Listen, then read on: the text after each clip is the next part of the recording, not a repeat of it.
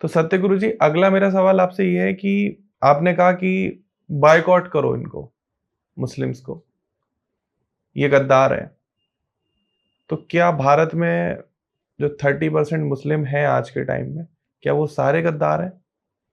हम सभी को बॉयकॉट कर दें, या कुछ एक गद्दारों को हमें ढूंढना पड़ेगा, समझना पड़ेगा या चुनना पड़ेगा? आपके हिसाब से क्या सही है? देखिए, इस बात को आप समझें कि मैं ये नहीं कह रहा हूँ या मेरा मतलब ये नहीं है कि मुसलमान गद्दार है। मैं ये जो कह रहा हूँ कि जो भी देश से पहले, संविधान से पहले अपनी किसी भी आस्था को रखता है,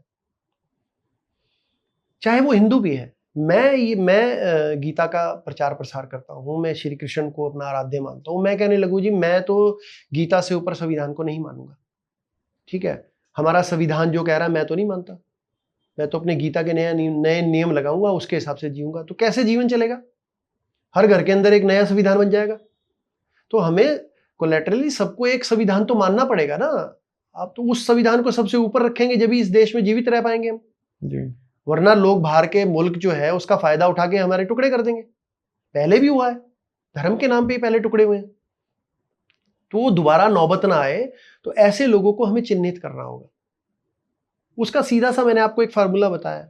सिर्फ एक प्रश्न करना है आपको कि भाई तेरी धर्म पुस्तक ऊपर है या संविधान की पुस्तक ऊपर है? देश पहले है या धर्म पहले है? युद्ध करने जाना पड़ेगा पहले, तो युद्ध करने जाना है कि नहीं मैं आज तो मेरी जुमे की नमाज है, या मैं तो मंदिर में जाके घंटियां बजाऊंगा आज, मेरे तो इसमें ये लिखा है, मैं क्यों देश में लड़ने जाऊं? सही बात। देश के लिए तो ये हमें करना पड़ेगा ना, ये देखना पड़ेगा, ऐसे लोगों को चिन्हित करना पड़ेगा। एक मछली की वजह से पूरा तालाब खराब होता है, सभी मुसलमान खराब नहीं है। वो भी तो कभी सनातनी रहे हैं, उनकी भी तो पुरानी विचारधारा वही है, मन के अंदर से तो वही है, लेकिन ऊपर से आवरण चढ़ा दिया जाता है। ऊपर से एक मुसलमान कट्टर होते हैं मुसलमान। अब वो उनकी कुरान में ऐसा लिखा गया है, तो या तो वो उसमें संशोधन करें, सभी बुद्धिजीवी बैठ के, भाई ऐसा कहाँ से लिखा गया, क्यों हुआ, तो उसका और रिजल्ट क्या आ रहा है पिछले 1400 साल से देख ही रहे हैं। किस माँ को, चाहे वो मुसलमान हो चाहे हिंदू, किस माँ को अच्छा लगता है कि उसके बच्चे जो है टेररिस्ट बन जाए, उनको लोग गालियां दें, गोलियां मारें? सही बात है। तो ये तो औरतों को थोड़ा उठना पड़ेगा।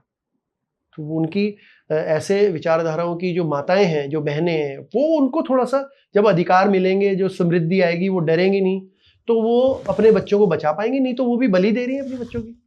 अब पाकिस्तान के अंदर आप देख लीजिए कि बलि तो दे रहे हैं अपने बच्चों की।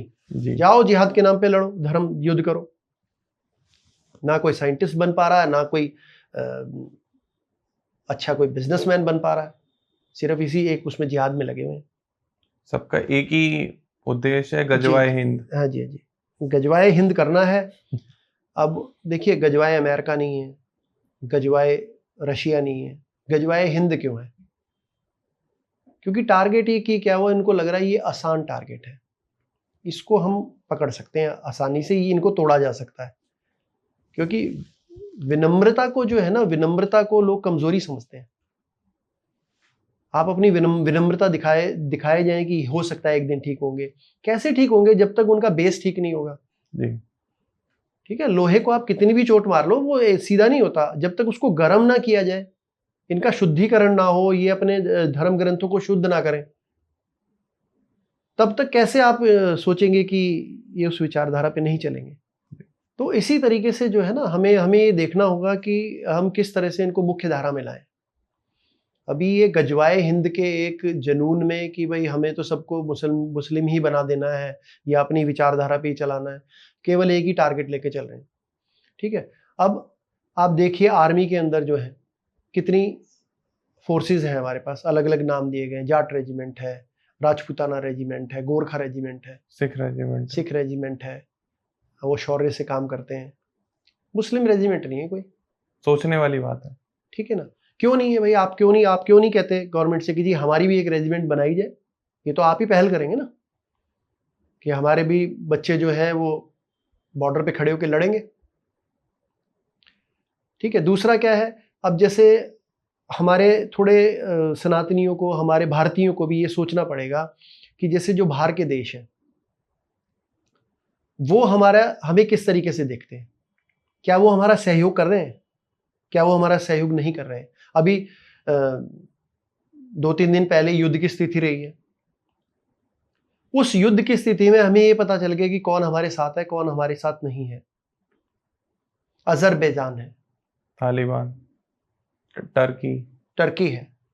टर्की के अंदर जब भूकंप आया तो सबसे पहले इंडिया की फोर्स गई थी उनकी हेल्प कर रहे हैं। और वो क्या कर रहे हैं, जैसे युद्ध शुरू हुआ वो कह रहे हैं जी हम आपको हथियार भी देंगे, हम आपको पैसा भी देंगे, आप लड़ो। तो ऐसे लोगों के पास क्यों जाना है हमने, उनको हम क्यों व्यापार दे रहे हैं? फिर असहयोग आंदोलन की बात आती है। ऐसे लोगों से भी असहयोग करना है, ऐसे देशों से कि जो हमारे साथ नहीं है तो वो हमारा नहीं है, जो हमारा नहीं वो हमें गवारा नहीं। इस फिलॉसफी पे हमें चलना पड़ेगा, जो हमारा नहीं वो हमें गवारा नहीं। तो मैं तो आह्वान करूंगा कि ये जो टूरिस्ट जाते हैं या जो हमारे व्यापारी लोग जा रहे हैं या जो वहां पे व्यापार कर रहे हैं, कुछ फर्क नहीं पड़ जाएगा। दो छोटे छोटे देशों को अगर हम छोड़ देंगे तो दुनिया में बहुत सारी खूबसूरती है देखने के लिए। सही बात। उनको पता चलना चाहिए कि भाई ये आप अंदर से तो मदद मांग रहे हैं हमसे, और जब युद्ध होता है तो आप उनके साथ खड़े होते हैं। तो ये भी तो गद्दार हुए ना। सही बात। तो अंदर के और बाहर के सभी गद्दारों को चुन चुन के रोकने का, एक तरह से बॉयकॉट, असहयोग करने का ये समय है। बिल्कुल। अब हम बिल्कुल रेडिकल उसमें तो विचारधारा के तो लोग हैं नहीं कि मार ही दो। जैसे वो कहते हैं भाई या तो हमारी मानो या फिर तन सर से जुदा। तो हमारी तो वो फिलॉसफी है नहीं, हम तो असहयोग कर सकते हैं। और क्या करें? हम तो अपने बच्चों को नहीं कह सकते कि जो तुम्हारी ना माने उसकी गर्दन काट दो। सही बात है। जो श्री कृष्ण का नाम ना ले उसको मार दो, हम नहीं कह सकते ना। तो हम तो यही कहेंगे भी असहयोग करो, आप उनसे दूर रहो।